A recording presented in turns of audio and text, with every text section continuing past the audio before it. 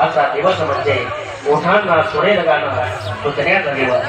आजचा दिवस म्हणजे पाखरांना काहीतरी मिळण्याचा दिवस।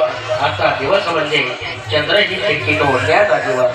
श्री गुरु स्वामींच्या कृपेने गणरायांच्या आशीर्वादाने अग्नी देवतेच्या साक्षीने आणि आपल्या सर्वांच्या शुभाशीर्वाद आणि शुभेच्छाने आज दिनांक 16/2/2024 रोजी चिरंजीव दिवाण व चिसोका साक्षी तसेच चिरंजीव गणेश व चिसोका सुजाता याचा शुभविवाह आपल्या सर्वांच्या साक्षीने संपन्न होत आहे।